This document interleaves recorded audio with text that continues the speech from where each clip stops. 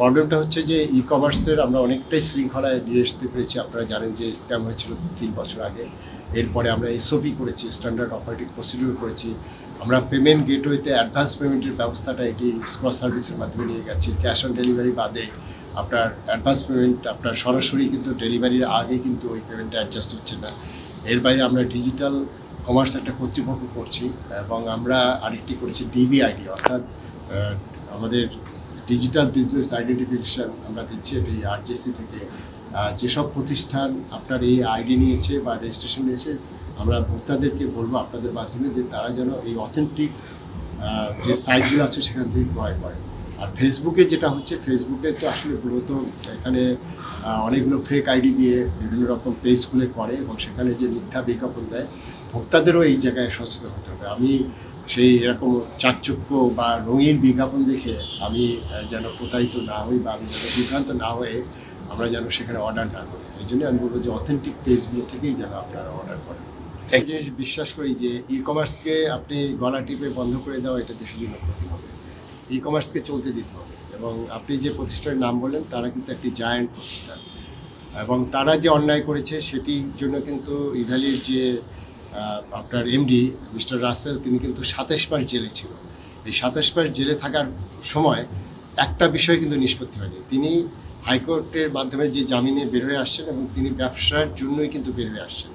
আমরা যে প্রোটেকশন দিচ্ছি সেই প্রোটেকশনটা একটা জায়গায়, অর্থাৎ তারা যদি বিজনেসে ফিরে আসতে পারে তখনই কিন্তু এই টাকাগুলো অ্যাডজাস্ট হবে এবং ইতিমধ্যেই কিন্তু তারা বিজনেসে ফিরে আসার চেষ্টা করছে।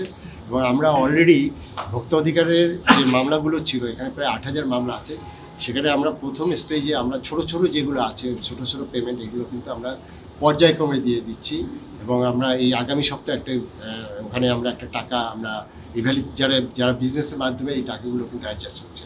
একটা জিনিস আপনাকে বুঝতে হবে যে আপনি জেলে পুড়ে বা আপনি যেটা ভুল হয়েছে সেটা যদি ধরে বসে থাকেন তাহলে তো আপনার সামনে থেকে এগোবে না।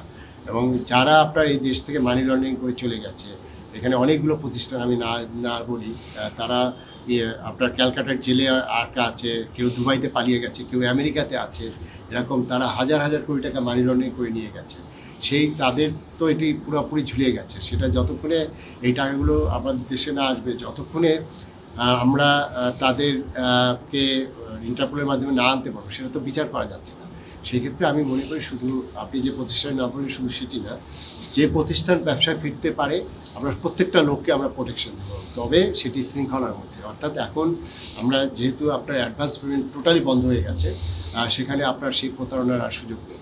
এরপরে যদি তারা অন্যরকম অন্যায় করে সেখানে আমরা তো সেই ব্যবস্থা আছে। এবং ইভেন আমি ইভ্যালির যিনি এমডি তিনি যখন জেল থেকে বেরিয়ে আসছেন, আমি কিন্তু তাকে প্রথম নোটিশ করি যে তারা এই মামলাগুলো নিষ্পত্তি না করার আগে কিন্তু আপনার ব্যবসা করতে পারেন। এবং সেখানে তারা কমিটেড যে তারা আস্তে আস্তে এগুলো নিষ্পত্তি করবে, সেই কমিটমেন্ট দিয়েছে এবং সেই অনুযায়ী নিষ্পত্তি তারা করছেও।